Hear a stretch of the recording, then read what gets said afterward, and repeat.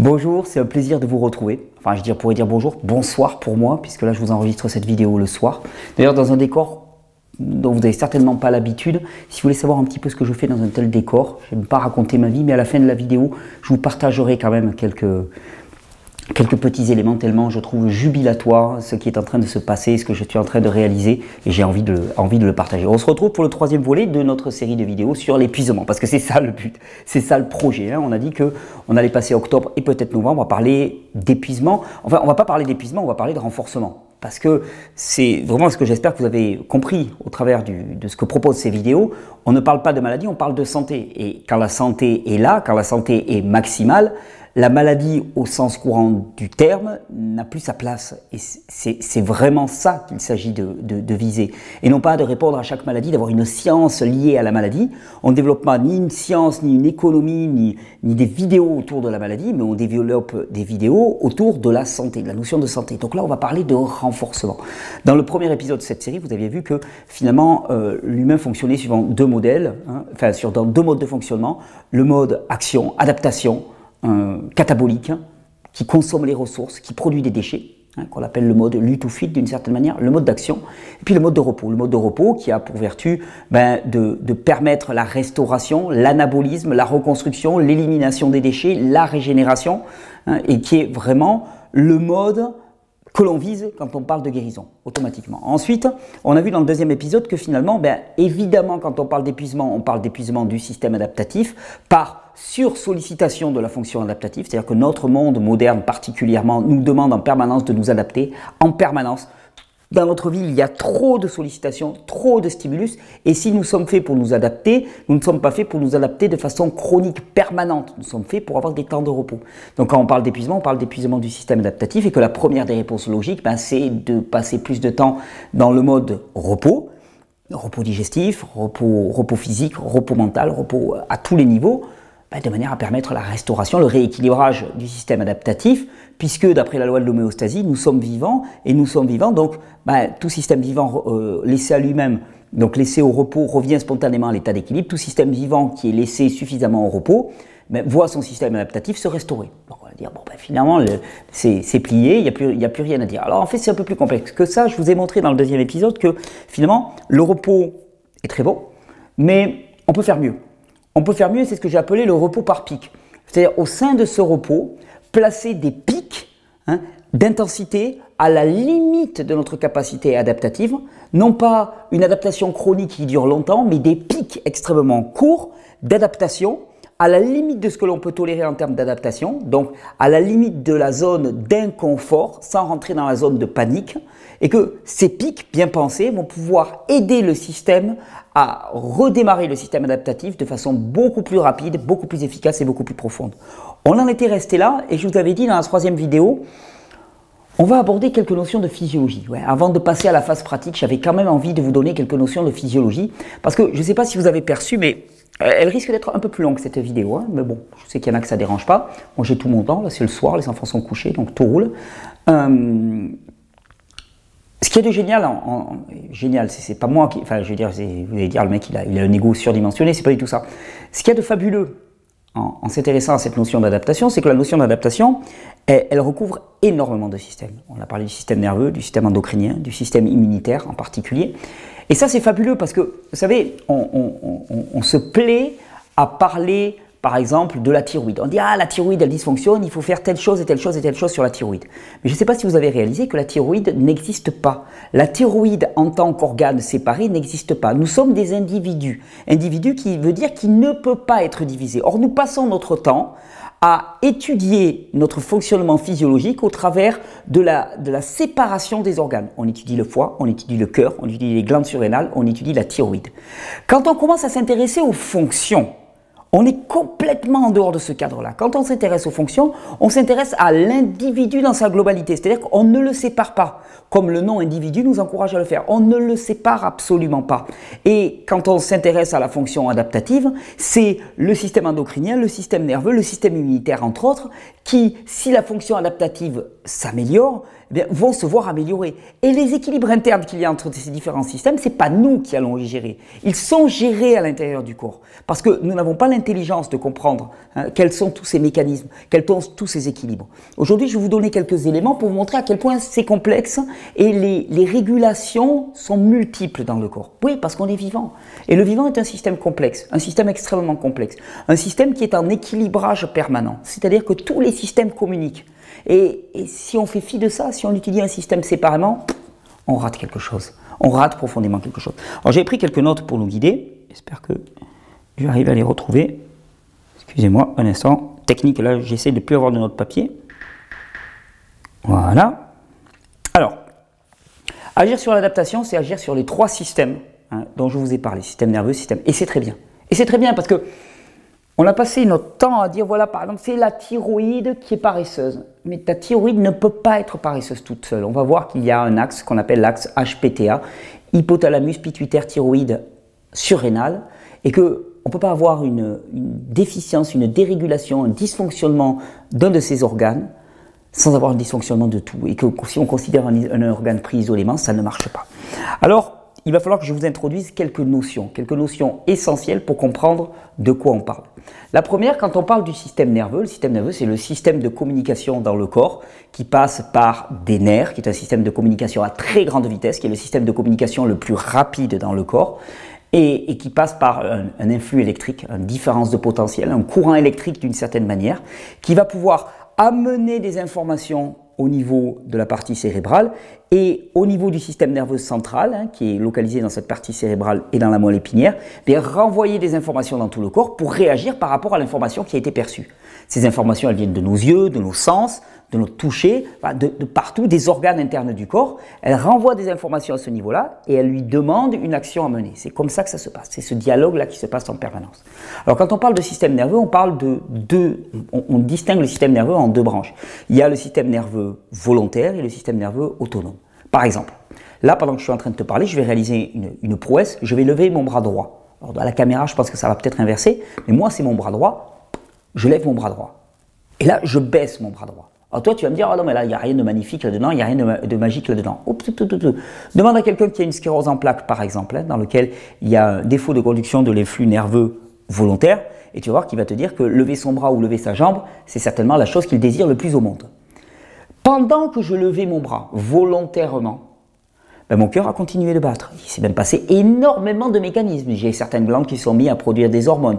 J'ai de l'élimination qui s'est fait au niveau de la vessie. J'ai le péristaltisme intestinal qui permet la progression des selles. Tout ça, ça se fait de manière autonome, en dehors de ma volonté. Je n'ai pas besoin d'y penser pour que cela se produise.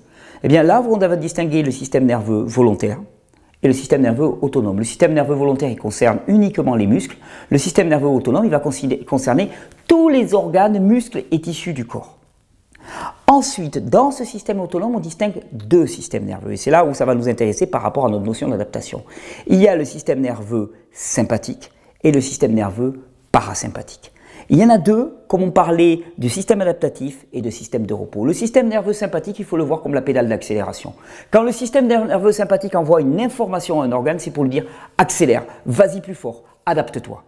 Au contraire, quand le système nerveux parasympathique envoie une information à un organe, c'est pour dire « calme-toi, ralentis doucement ». Et c'est rassurant de se rendre compte que dans notre corps, il y a une pédale d'accélération et une pédale de frein. Alors, on ne va pas rentrer en détail dans l'étude du système nerveux sympathique et parasympathique, ce n'est pas le cadre de ces vidéos, je crois que c'est comme ça qu'on dit, mais peu importe, c'est pas le lieu pour faire ça, je l'ai déjà fait dans des cours, je l'ai même fait dans des vidéos. Si vous fouillez un petit peu aux alentours de 2013-2014, vous allez avoir un cours entier que j'avais donné sur le système nerveux autonome, volontaire, sympathique, parasympathique lors d'un stage, vous allez pouvoir le trouver. L'important, c'est de savoir que ce système nerveux sympathique, et donc le système nerveux qui est associé au système d'adaptation, et que le système nerveux parasympathique est le système qui est associé au système de repos. Et que ce système nerveux sympathique, il a une caractéristique, c'est que pour fonctionner, il va utiliser ce qu'on appelle des neurotransmetteurs. Neurotransmetteurs, ce sont des messagers chimiques qui, à un moment de la conduction nerveuse, sont absolument nécessaires pour que la conduction nerveuse puisse continuer. Et les messagers chimiques que l'on trouve essentiellement dans le système nerveux sympathique s'appellent adrénaline et noradrénaline. hein, vous allez vous les visser un petit peu dans un coin du cerveau. Je vais les marquer là dans la vidéo, si j'y pense. Hein. Adrénaline et noradrénaline. Normalement, j'ai laissé tout un cadre là, c'est pour marquer les choses. On va voir si j'y pense, hein, pour faire un petit tableau blanc virtuel. Adrénaline et noradrénaline qui sont les neurotransmetteurs du système nerveux sympathique, donc du système d'action, hein, du système qui nous pousse à nous adapter. Alors, ensuite, je vous ai parlé d'un système qu'on appelle le système endocrinien. Le système endocrinien, qu'est-ce que c'est? C'est un ensemble de glandes, et une glande, c'est un organe c'est un ensemble de cellules qui produisent des hormones. Comme le système nerveux envoie des informations dans tout l'organisme en utilisant des influx nerveux, des influx électriques, des différences de potentiel du courant électrique, eh bien le système endocrinien, ça va être un ensemble d'organes qui envoient des messagers chimiques dans le corps via le sang. Ces messagers chimiques, on les appelle des hormones, pour communiquer avec les autres organes. Traditionnellement, on parle du système endocrinien en parlant d'une glande qui s'appelle la glande pituitaire. Derrière elle, à l'arrière du cerveau, il y a la glande pinéale. On ne va pas en parler, on pourrait en parler même dans cette vidéo, qui est la glande qui régule les cycles de veille et de sommeil en produisant une hormone dont vous avez peut-être déjà entendu parler qui s'appelle la mélatonine. Ensuite, il y a deux glandes là qu'on va trouver à ce niveau-là qui s'appellent la thyroïde et la parathyroïde, qui vont être généralement les glandes du métabolisme, c'est-à-dire la vitesse de fonctionnement dans votre corps, et les glandes de la régulation de l'équilibre du calcium, de la fixation et de la libération du calcium. Ensuite, il y a le thymus, qui se situe ici, qui est un organe immunitaire dans lequel il y a des globules blancs qui maturent. Et ensuite, il va y avoir, juste au-dessus de vos reins, deux glandes qu'on appelle les glandes surrénales. Et ensuite, il va y avoir les gonades, donc testicules ou ovaires, selon votre genre. Rarement les deux à la fois, pas fréquent. Ça va peut-être venir, mais pour l'instant, ce n'est pas le cas. Et voilà ce qu'on appelle le système endocrinien, un système qui communique via des hormones. Alors, ce qu'il faut savoir, c'est que, je vous ai dit par exemple, adrénaline et noradrénaline sont les neurotransmetteurs du système nerveux sympathique. C'est-à-dire, c'est ce qui est nécessaire pour que le système d'accélération puisse fonctionner dans votre corps. Eh bien, l'adrénaline et la noradrénaline sont des neurohormones qui sont produites par exemple par ces glandes surrénales. Alors là, hop, on bascule du système nerveux dans le système hormonal. Ce sont des hormones qu'on appelle des catécholamines qui sont produites par la partie centrale des glandes surrénales. Et effectivement, si on a un système endocrinien qui est sursollicité, eh bien on va pouvoir se retrouver avec une dérégulation de la production d'adrénaline et de noradrénaline. On va voir, et ça c'est vraiment très intéressant, longtemps en médecine et même en naturopathie, on a considéré que l'épuisement correspondait à un épuisement de la production de ces différentes hormones et neurotransmetteurs que je vais vous citer. Adrénaline, noradrénaline, cortisol en particulier, hormones thyroïdiennes. On considérait que c'est parce que les glandes et les organes n'étaient plus capables de produire ces hormones et ces neurotransmetteurs que la personne était en épuisement et incapable de s'adapter. On parle de plus en plus de dérégulation du système. Parce qu'on se rend compte que pour certaines personnes, il y a effectivement une baisse de la production de ces neurotransmetteurs et hormones. Mais pour d'autres, non, alors que symptomatiquement parlant, ils présentent tous les signes de l'épuisement. Et en fait, on s'est rendu compte qu'un corps qui est soumis à un stress chronique, une demande adaptative chronique, eh bien, il y a des récepteurs dans ce corps aux différentes hormones dites de stress, cortisol, adrénaline, noradrénaline.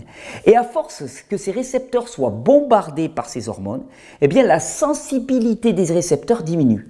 Vous comprenez ce que ça veut dire? Ça veut dire que le mode adaptation est un mode parfaitement designé pour le corps, mais designé pour durer très très peu de temps. Et pourquoi? Parce que finalement, ces hormones de l'adaptation, cortisol, on va le voir tout à l'heure, adrénaline, noradrénaline, ont des caractéristiques qui font que, maintenues sur du très long terme, eh ben, elles pourraient avoir un effet destructeur sur le corps. Et à ce moment-là, si d'un seul coup on se retrouve confronté à des stress chroniques, à une chronicité de l'adaptation, chose pour laquelle on n'est pas faite et qui est nouveau dans l'histoire de l'humain, eh bien à ce moment-là, il y a un phénomène de régulation, les récepteurs à ces hormones et à ces neurotransmetteurs eh bien, diminuent leur sensibilité de manière à ce que le corps ne soit pas détruit. Vous vous rendez compte de la génialité du système? C'est pour ça que je vous dis que finalement on parle souvent de baisse de la production de cortisol, d'adrénaline, noradrénaline, effondrement thyroïdien. En vérité, pour certaines personnes c'est le cas, pour d'autres non, c'est seulement une baisse de la sensibilité. Dans les deux cas, la cause est la même. C'est la sollicitation chronique du système adaptatif. Alors je vous ai dit, par exemple, on peut arriver à avoir une baisse de la production ou une baisse de la sensibilité des récepteurs à l'adrénaline et la noradrénaline. Adrénaline, noradrénaline sont des neurotransmetteurs, sont des hormones qui jouent aussi le rôle de neurotransmetteurs et qui vont amener à l'accélération de tout le système. C'est le système nerveux sympathique. Et par exemple, ces hormones, adrénaline, noradrénaline, jouent un rôle essentiel dans les contractions cardiaques. Les personnes qui présentent un tableau d'épuisement, épuisement du système adaptatif, je me répète toujours, mais bon, c'est pour que ça rentre vraiment, les personnes qui présentent un tableau d'épuisement du système adaptatif vont avoir une moindre production d'adrénaline et de noradrénaline ou une moindre sensibilité à l'adrénaline et à la noradrénaline. Je vais chaque fois répéter les deux options, parce qu'actuellement, on est encore en recherche par rapport à ça, on ne sait pas exactement où on en est. Alors, vous allez me dire, mais qu'est-ce que ça va donner? C'est simple, tu vas avoir ta tension, ta pression artérielle qui va diminuer. Ça, c'est l'une des caractéristiques. L'hypotension, c'est la caractéristique des personnes qui sont en épuisement du système adaptatif. Alors, tu vas me dire, oui, mais qu'est-ce que ça va faire? Ça va faire, c'est tout simple.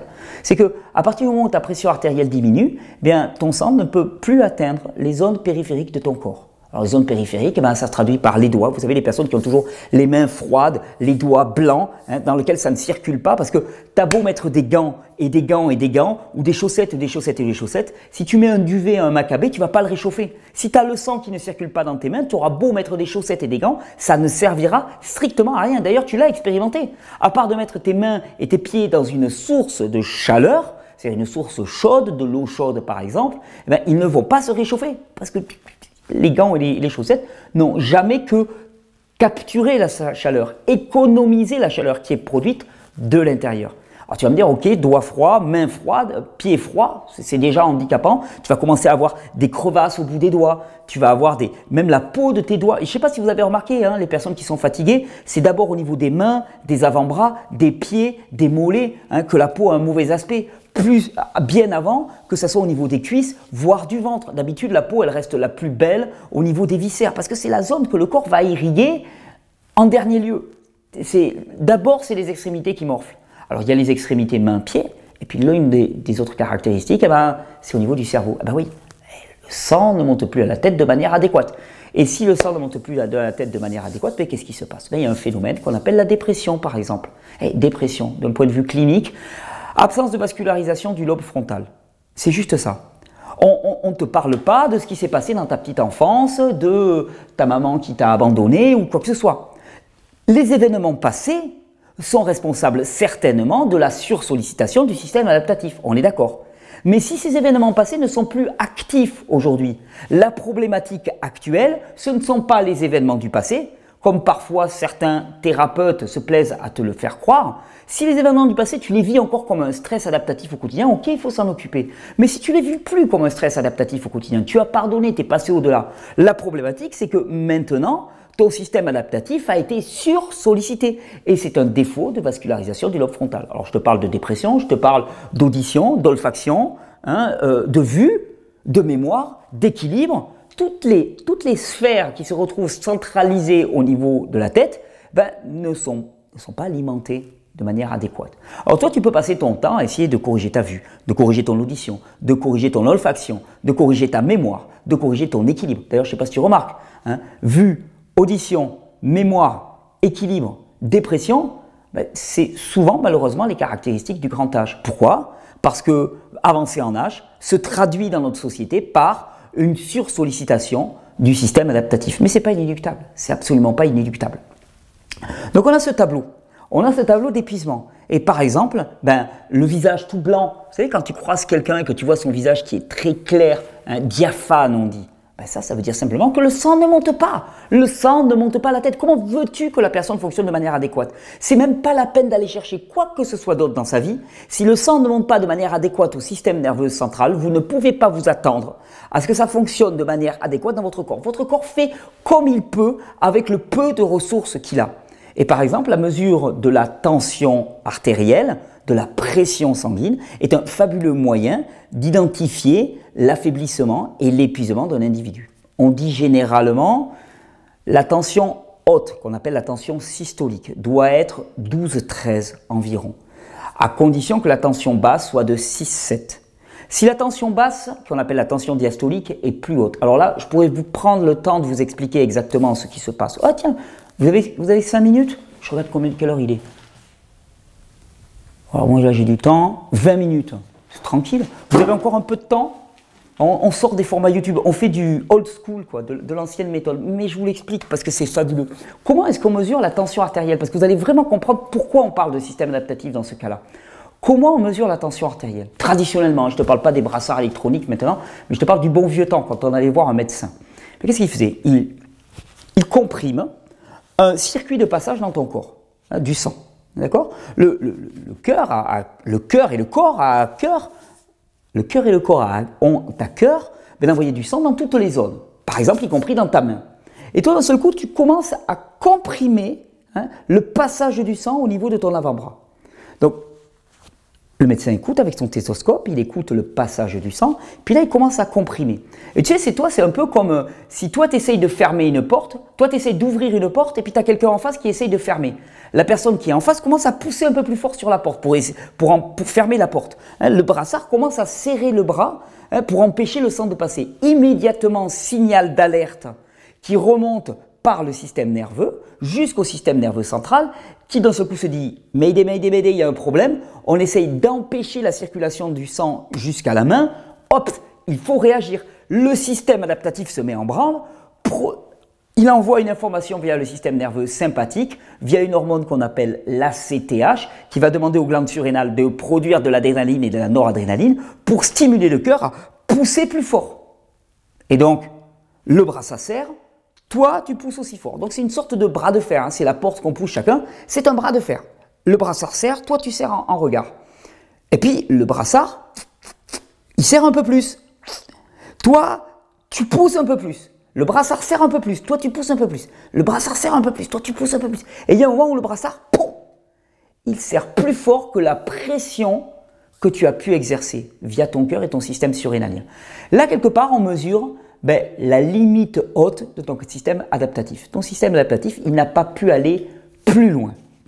Alors, il serait un peu plus long de t'expliquer pourquoi la pression basse, qu'on appelle la tension diastolique, c'est la limite basse de ton système adaptatif. C'est le point de repos d'une certaine manière. Ça prendra un peu de temps. Vous avez qu'à venir en stage si ça vous intéresse ou étudier les formations que je diffuse en vidéo. Ce n'est pas pour noyer le poisson ou faire du placement de produits, mais c'est juste que là, ça serait trop long en vidéo. Mais globalement, c'est pour ça que souvent on te dit, mais ce qui est intéressant, c'est la distance entre les deux chiffres. Pourquoi? Parce que la distance entre les deux chiffres, directement, elle te donne ta capacité adaptative. Le chiffre du bas, c'est ta tension quand tu es au repos d'une certaine manière, quand il n'y a pas d'effort qui est demandé à ton système. La marge d'accélération définit ta capacité adaptative. Si tu as une tension diastolique, la tension basse, qui est de 7, et que tu as une tension systolique, qui est haute, qui est de 9, ça veut dire que ton accélération, elle peut aller de 7 à 9. C'est pas grand-chose. Si ta tension systolique, elle est de 13, tu peux aller de 7 à 13. Ta capacité adaptative est bien plus grande. Alors vous me direz, moi j'ai fait de l'hypertension. Si tu fais de l'hypertension, tu as une translation de la totalité. C'est-à-dire que ta tension basse, elle ne veut plus être de 7, elle va être de 9, 10, 11. Et ta tension haute, elle va être de 16, 17, 18. Mais dis-toi que si au quotidien, ton corps est obligé de fournir un effort, hein, pour maintenir une tension, une pression artérielle supérieure à la moyenne, ça veut dire qu'à haut terme, il va s'épuiser. De toute façon, l'épuisement va venir. Alors, je vous disais ça parce que effectivement, j'en étais à vous dire que finalement, bien, la mesure de la pression artérielle est très intéressante pour connaître notre niveau d'épuisement. La distance entre les deux chiffres va vous donner votre capacité adaptative directement. Si vous avez un chiffre bas, une tension diastolique qui est de 6 ou 7, un chiffre de 13 au niveau de la tension systolique, waouh, tu as un bon écart, tu as un écart de 6 ou 7, c'est énorme, tu as une bonne capacité adaptative. Si tu es 12, 11, on commence à faiblir, mais ça reste très correct. 10, on commence à parler de fatigue. 17, on commence à parler de fatigue. Ton écart, il n'est plus que de 3. 9, 7, là, on commence à parler de fatigue chronique. Voire un petit peu, on n'est pas en burn-out, mais quasiment. 8, 7, poum, poum, poum, poum, poum, poum, poum, poum, poum, poum. Ouais, ça commence à sentir le roussi, effectivement. On est en épuisement chronique, en burn-out. Ta capacité adaptative, elle est rikiki. Elle est réduite à ça. C'était juste pour vous montrer un petit peu comment le système adaptatif fonctionne dans notre corps. D'un seul coup, tu te plonges dans de l'eau froide, tu vas sentir ton cœur qui démarre à toute vitesse. Sauf que si ta capacité adaptative, elle est faible, qu'est-ce qui va se passer? Il va accélérer, et il s'arrête. Arrêt cardiaque. idem dans le chaud. Moi, c'est ce qui m'est arrivé quand j'étais au comble de l'épuisement. Quand à 33 ans, j'étais mourant, qu'on m'avait donné que quelques jours à vivre, j'étais glacé en permanence. J'étais épuisé. Et à ce moment-là, j'ai voulu prendre un bain chaud, un bain beaucoup trop chaud. Et je n'avais pas mesuré cette dimension de la capacité adaptative. Et que s'est-il passé? Mon cœur a accéléré. Et puis là, d'un seul coup, je me suis senti partir. Et j'ai fait un arrêt cardiaque. Simplement parce que ma capacité adaptative était trop faible. C'est pour ça que quand on te dit « Ah, les bains froids, les bains chauds », ça va dépendre. Ça dépend de quoi? De ta capacité adaptative. C'était un exemple. Et cet exemple, il va être vraiment très intéressant quand on va commencer à parler de ce qu'on appelle l'axe HPTA. Cette vidéo, elle est très générale. J'essaie de vous montrer très rapidement, on va être à 25 minutes, 30, on va peut-être faire 35-40 minutes, mais de vous brosser très rapidement un petit tableau de ce que c'est que le système adaptatif en physiologie. On pourrait aller bien plus loin. Je vais vous parler de l'axe HPTA, hypothalamus, pituitaire, thyroïde, surrénal. Alors, hypothalamus, ça vous dit peut-être pas grand-chose, c'est un organe qui se situe dans la partie cérébrale. C'est un peu le point de jonction entre le système nerveux et le système endocrinien. C'est là où ça se connecte. Il reçoit des informations depuis le système nerveux et il envoie des hormones pour commander le fonctionnement du système endocrinien, la glande pituitaire, les glandes surrénales et thyroïde. Pituitaire, c'est un peu une glande qu'on appelle le chef d'orchestre de l'organisme. C'est elle qui va recevoir des informations de l'hypothalamus et qui va les traduire en hormones pour aller commander les autres glandes, qui sont la thyroïde et les surrénales, pour produire des hormones en fonction des besoins qui sont demandés. La thyroïde, excusez-moi, j'ai un petit bout de fruit, un petit bout de peau de pomme pour aller. Pas de coupure. Non, mais là, on est brut de chez brut. C'est la vidéo qui se la pète pas. La thyroïde, la thyroïde, qu'est-ce que c'est comme glande? C'est une glande très intéressante qui est régulatrice du métabolisme. Les hormones thyroïdiennes en particulier, la T3 et la T4, il y en a une autre qui est responsable du métabolisme du calcium, la T3 et la T4, sont responsables de la régulation du métabolisme. Le métabolisme, qu'est-ce que c'est? C'est la vitesse à laquelle ton corps produit de l'énergie. Si tu as déjà bricolé des mobylettes, je me souviens quand j'étais jeune, j'avais un 103 SP, ça va parler à des vieux de la génération 70-80, j'avais un 103 SP et quand je l'ai eu, tout de suite, le premier truc que j'ai fait, j'ai acheté un gros carburateur. Je me souviens, c'était des carburateur Bidalo, un gros carburateur, de manière à ce qu'il y ait plus d'essence qui arrive au niveau du cylindre. Dans un moteur à explosion, la régulation du régime, c'est-à-dire la vitesse à laquelle va rouler ta machine, dépend de la quantité d'essence qui va arriver puisque l'air est quasiment illimité. Puisque dans un moteur à combustion, l'essence, au contact de l'air, s'enflamme et produit l'explosion qui va amener au fonctionnement du moteur. Mais dans le corps, c'est différent. Les nutriments sont quasiment en quantité illimitée. Ce qui régule la vitesse de production d'énergie dans vos cellules, c'est la quantité d'oxygène qui arrive au niveau de vos cellules. Et qu'est-ce qui est responsable de l'augmentation de la quantité d'oxygène au niveau de vos cellules? Ce sont les hormones thyroïdiennes, T3 et T4. La T3 étant la phase active de l'hormone T4. Là, on parle encore d'adaptation. Ta glande thyroïde est une glande de l'adaptation. Il commence à faire froid à l'extérieur. Il faut produire plus de chaleur dans ton corps. Si ta glande thyroïde ne produit plus assez d'hormones thyroïdiennes ou si la sensibilité aux hormones thyroïdiennes a été diminuée par sursollicitation et surproduction, que se passe-t-il?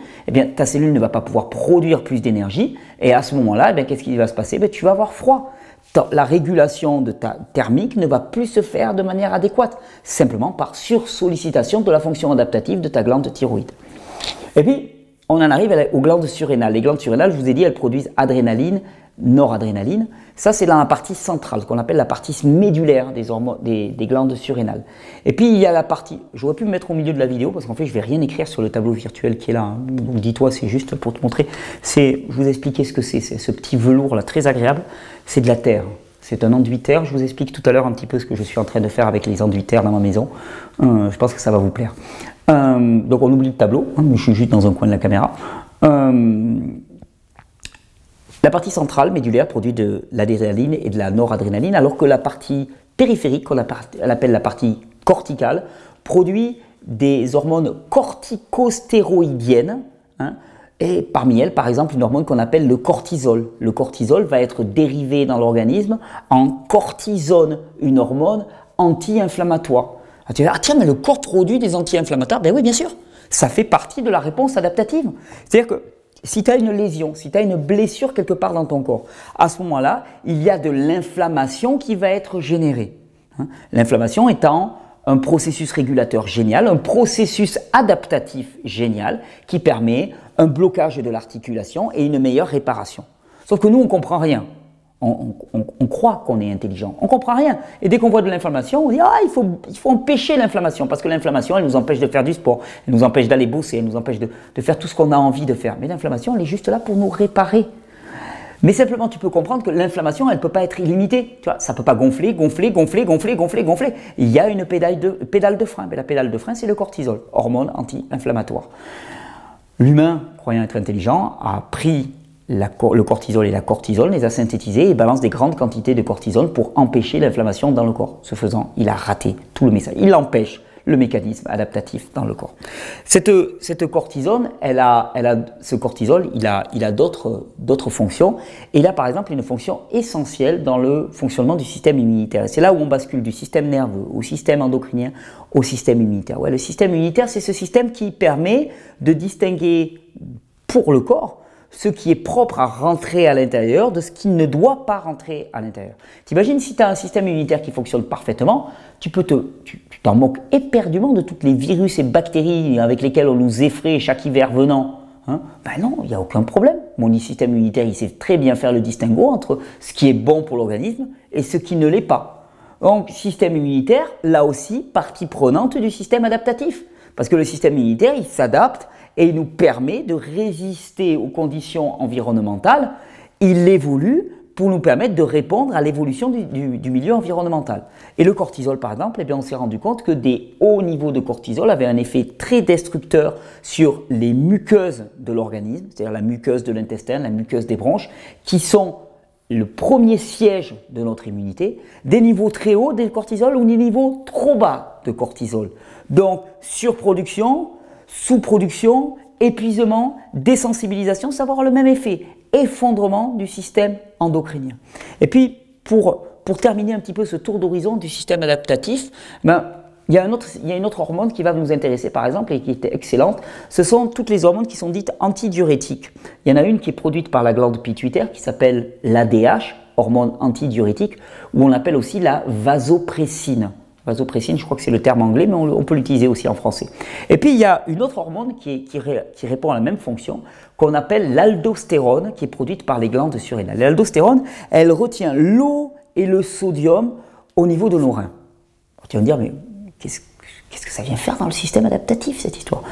Je vais te raconter une histoire. Imaginons, tu regardes les vidéos sur Internet parce que tu veux aller bien, tu veux avoir une meilleure santé. Et là, tu croises des vidéos de je ne sais pas trop qui te dit « Moi, j'ai fait une cure de banane et je pète la santé. Regarde, j'ai une belle peau. En plus, la nana ou le mec s'est mis en juste au corps. Tu vois, il a les pecs ou les seins ou les fessiers qui vont bien. Toi, tu te dis « Waouh, si elle est comme ça en ayant mangé des bananes, bon, en vérité, c'est pas le cas, mais bon, peu importe, c'est ça le marketing Internet. Si elle est comme ça en ayant mangé des bananes, qu'à cela ne tienne, je vais me bouffer mon cajou de banane tous les jours et je vais avoir le même développement physique. Donc, tu te prends un cajou de banane, tu les fais mûrir en les surveillant avec précaution. Elles sont mûres, tu te lances dans ta cure de banane. Le premier jour, tu manges tes bananes, c'est plutôt bon. Au début, tu as faim. Puis à la fin de la journée, quand même, la banane, ça commence à...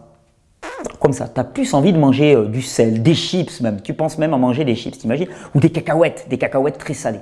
Puis le lendemain matin, non, attends, tu t'es parti pour t'as annoncé à tous tes amis que tu allais faire 3 semaines de cure de banane et puis tu as fait rentrer plus de 150 kg de bananes chez toi à mûrir. Donc tu vas pas rester comme ça avec tes bananes, il faut les manger. Le lendemain matin, là, quand tu commences à vraiment te forcer à manger des bananes. Et si tu forces, il y a toutes les chances que le soir même, tu n'arrives même plus. L'idée même de la banane te donne envie de vomir. Que s'est-il passé? Eh bien, je ne sais pas si tu te rends compte, mais quand tu fais une monodiète, ça demande énormément de capacité adaptative au corps. Une monodiète demande plus d'adaptation au corps que même un jeûne. Et ouais, parce que tu manges une seule classe de nutriments. Par exemple, si tu manges que des bananes, tu vas manger énormément de potassium en particulier. Il y a énormément de potassium dans la banane. Oui, sauf que dans le sang, il y a des équilibres qui sont extrêmement précis. Par exemple, dans le sang, il y a beaucoup plus de sodium que de potassium. Dans ta banane, il y a zéro, nada, pas du tout de sodium. Que va devoir faire le corps? Il va devoir s'adapter. Et s'adapter, ça veut dire quoi? Mais par exemple, au niveau des reins, retenir le sodium via la production d'aldostérone. Sauf que manque de bol, si tu as un profil d'épuisé, tu n'auras soit pas assez d'aldostérone, soit une désensibilisation au récepteur à l'aldostérone. Et qu'est-ce qui va se passer? Mais à ce moment-là, tu ne vas pas pouvoir retenir suffisamment de sodium Et à ce moment-là, il se développe une véritable aversion pour la banane. Pourquoi? Parce que ton corps n'arrive pas à s'adapter. Et d'ailleurs, c'est marrant cette aldostérone. Je vous le glisse encore un tout petit peu. Je ne sais pas combien on en est. Normalement, j'ai un compteur sur ma tablette. Là, j'y arrive plus. 35 minutes, tranquille. Ça va, tu es toujours là? Bon, c'est bon, j'ai toute la soirée. Tout le monde est couché, donc c'est bien. Vous savez, quand vous commencez à fréquenter les milieux alternatifs, tôt ou tard, un jour, on va vous parler de tester votre alcalinité. On te dit, ton corps doit être alcalin. C'est rigolo d'ailleurs, hein, parce qu'il suffit que tu mesures le pH de l'estomac, tu vois, qui est à 2,5 à peu près. Si c'est alcalin dans l'estomac, tu es très mal parti. Je te signale, là, tu es vraiment très mal. Tu digères plus rien du tout. Donc, dire le corps humain doit être alcalin, ça n'a pas de sens. Dire que le corps humain doit être chargé de minéraux, qu'on a intérêt à faire un stockage minéral de qualité, ça a du sens. Et comme la plupart des minéraux sont alcalins, ça a du sens. Mais dans certaines zones de l'organisme. Mais dire l'humain doit être alcalin, ça ne veut rien dire. Hein? Les urines, par exemple, ont plutôt intérêt à être acides. Pourquoi? Parce qu'elles éliminent des déchets. Mais bon, on pourra en parler dans une autre fois. Là, tu te retrouves tôt ou tard, on te dit, il va falloir que tu testes si tu es alcalin ou pas. Donc là, tu vas dans une pharmacie, tu achètes ce qu'on appelle du papier tournesol. C'est des petites bandelettes. Je sais que tu rigoles parce que tu l'as fait. Hein, je le sais derrière la caméra. Donc tu tires ton petit bout de papier et là au petit matin tu te retrouves, tu viens juste de te réveiller, tu es en train de te faire pipi sur les doigts parce qu'il s'agit de pisser sur la bandelette. Bon, je vous donne un coup hein, si tu dois le faire pour éviter de t'uriner sur les mains, tu prends un petit verre et puis tu trempes ta bandelette dessus. Et puis là, tu prends ta bandelette, tu essayes de comparer parce que la bandelette elle vire de couleur en fonction du pH de ton urine et là tu regardes, tu compares, on dirait un gagnant du loto, tu sais qu'il y a le ticket là et là tu dis « Ouah, je suis alcalin !» Ah, il t'indique pH 8 ou 8,5. Moi, je te dis un truc. Tu n'es pas ton urine. Si ton urine est alcaline, qu'est-ce que ça veut dire? Ça veut dire que tu es en train de pisser tes minéraux. Pas bon signe, ça. Bah non, tu n'es pas censé pisser tes minéraux, tu n'es pas censé alcaliniser tes toilettes, tu es censé t'alcaliniser à toi. Tu es censé faire un stockage minéral. Toi, tu es en train de te déminéraliser. Et ouais, parce que épuisement du système adaptatif égale sous-production d'aldostérone ou dérégulation et désensibilisation des récepteurs à l'aldostérone, ça veut dire que le corps ne retient plus littéralement ces minéraux. Donc épuisé égale déminéralisé. Vous avez vu, dans ce petit tour d'horizon, on pourrait passer des heures en stage, en cours, j'y passe des heures et des heures et des heures. Là, c'était un rapide tour d'horizon que je voulais pour qu'on sache de quoi on parle. C'est aussi une invitation à ce que vous alliez chercher par vous-même. Je voulais vous montrer à quel point tous ces systèmes sont complexes, interagissent les uns avec les autres. Comment finalement l'adrénaline va influer sur le système nerveux et le système nerveux va influer sur la production d'adrénaline. Comment le cortisol va bloquer l'information, va aussi bloquer le fonctionnement des hormones thyroïdiennes. Je ne te l'ai pas dit, mais bon, j'aurais pu te le dire. Le cortisol réalise une véritable résistance à toutes les autres hormones. Et comment finalement on ne peut pas considérer ce système par des éléments séparés, mais dans son ensemble. On parle de système adaptatif. Et quand tu vas faire travailler ton système adaptatif dans les conditions que j'ai énoncées au départ, c'est-à-dire du repos et des pics de sollicitation à la limite du système adaptatif, c'est tout ton système adaptatif dans son ensemble qui va être amélioré, c'est-à-dire ton système immunitaire, ton système nerveux et ton système endocrinien. Elle n'est pas belle la vie? Tu n'as plus à t'occuper de savoir est-ce que tes hormones thyroïdiennes vont être relevées, alors est-ce qu'il va falloir que j'équilibre tout ça? Ce n'est pas notre job. Vous savez, je crois que la première des maladies, c'est l'orgueil et la vanité. L'Ecclésiaste dit vanité, vanité, tout n'est que vanité, mais c'est vraiment ça. On a la vanité et l'orgueil de penser qu'on peut comprendre ce qui se passe dans les équilibres endocriniens, dans les équilibres nerveux du corps. Mais en fait, on n'y comprend rien. Il faut vraiment se rendre à l'évidence. C'est tellement complexe qu'on n'y comprend rien. Par contre, on peut connaître les lois et les respecter. Et c'est ce que je vous propose dans cette série de vidéos. Dans la prochaine vidéo, je vous propose encore un dernier élément de compréhension extraordinaire. Une discussion avec un ami extrêmement pertinent autour de la notion de santé. Tu crois que tu es en mauvaise santé? Tu ne peux pas être en mauvaise santé. Tu n'as jamais été en mauvaise santé et tu ne seras jamais en mauvaise santé. Tu le crois? On va le voir. Allez, je vous souhaite une bonne régénération. Et j'étais en short, je ne sais pas si vous avez remarqué. Il fait pas chaud, là, j'ai pas chauffé. Et je suis en short. Moi, je ne suis pas en t-shirt parce que le t-shirt là, je suis en train de faire ce que je vais vous expliquer dans 10 secondes. Et le t-shirt, il était maculé de terre. Donc voilà, ça ne le faisait pas pour la vidéo. Il faut quand même maintenir une certaine prestance. Mais voilà, régulation, exposition, adaptation, des stress à la limite de notre capacité adaptative pour faire en sorte que cette distance entre tension diastolique et tension systolique, elle commence à s'écarter, que vous puissiez avoir de la longe, que vous puissiez vous adapter. Je vous souhaite une bonne régénération. On se retrouve pour la 4e vidéo dans 2-3 jours. Là, il y a eu un petit laps de temps un petit peu long. Je vous promets qu'on fait la prochaine très rapidement. Et bonne régénération. Clap de fin, qu'est-ce que je fais là en pleine nuit? En fait, en ce moment, je suis très pris parce que je suis en train de préparer des formations, je suis en train de préparer Terra Incognita, je suis en train de préparer la formation pour les professionnels de santé. D'ailleurs, je remets en dessous l'adresse si vous êtes professionnel de santé et que vous voulez vous former à la méthode Régénère pour l'apporter à vos patients, clients, être référencé comme praticien officiel, on va dire, Régénère. À ce moment-là, vous pouvez écrire l'adresse qui est ci-dessous et on va vous envoyer toutes les informations sur les conditions, le coût, etc. Je rappelle aussi, petit stage à Paris qui se passe fin novembre, qui va être juste exceptionnel, je ne vous dis rien de plus, ça vaut vraiment le coup, venez, c'est bon, mangez-en. Et je rappelle l'appel pour des vidéos témoignages pour Terra Incognita à l'adresse qui s'écrit en dessous. Vous filmez 2 petites minutes avec votre smartphone ou votre caméra. Vous dites ce que la régénération a changé pour vous, ce que l'adoption de ces réformes d'hygiène de vie a changé pour vous. Et puis moi, je pourrais les utiliser pour Terra Incognita. Je vous remercie vraiment. Alors là, maintenant, moi, je partage ma passion du moment. Vous voyez ça? Vous savez ce que c'est? Je suis en train de faire des enduits terre dans ma maison. Et ceux-là sont particulièrement beaux déjà. C'est dans la chambre. Et là, tu ne vas pas vraiment voir. Attends, on va passer en mode.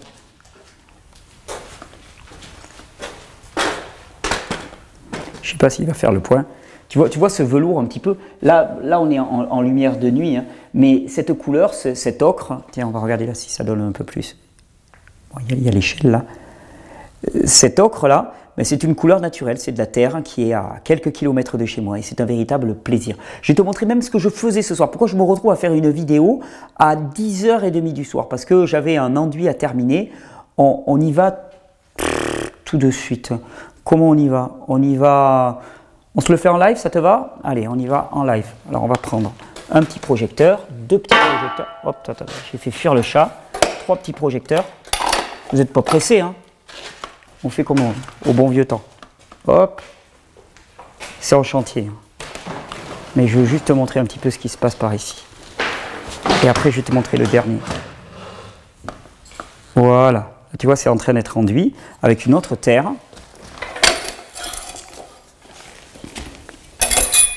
Voilà, si c'est pas beau ça.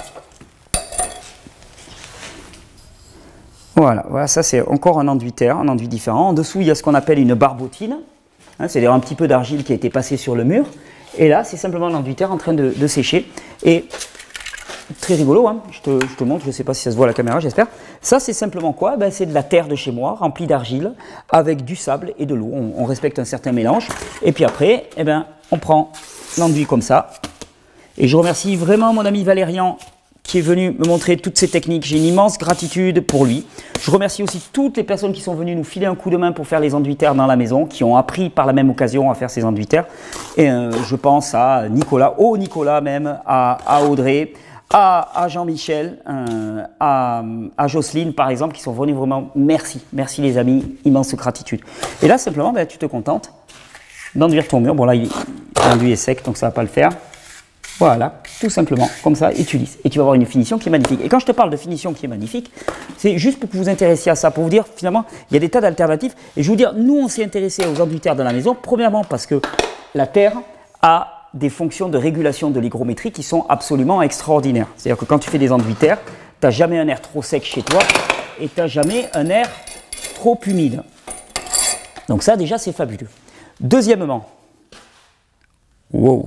Deuxièmement, tu peux faire des décors magnifiques. Parce que là, je ne sais pas si tu vois, là, on a fait un petit peu les montagnes qui se voient aux alentours. Là, c'est l'entrée de la maison.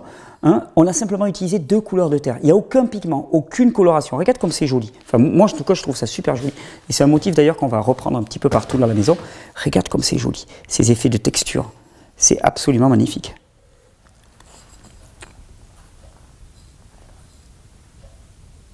C'est beau, non?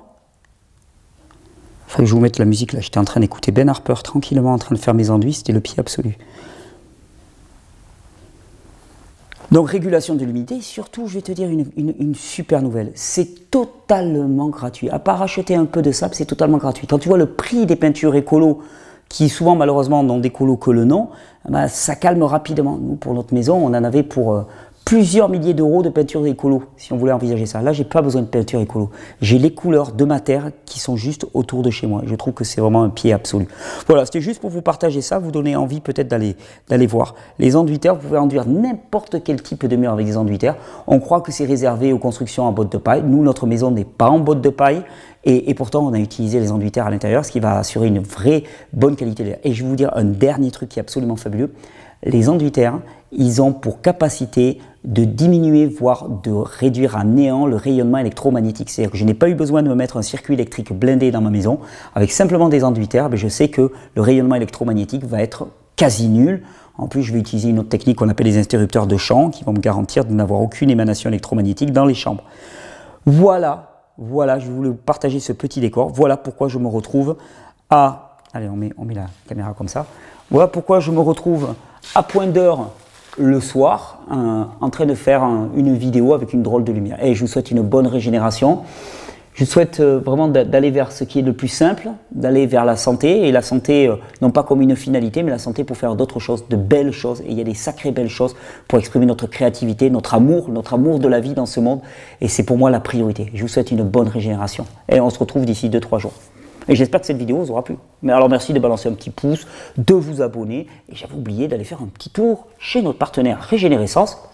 Chaque fois, ils ont des super produits, hein, mais franchement, les mélanges de plantes, ils sont au topissime. C'est juste sans commune mesure avec tout ce qui existe sur le marché. Et surtout, chaque fois que vous y achetez, il y a une petite commission qui nous revient et qui nous permet non pas de faire des enduits terre, mais de vous proposer des vidéos gratuites.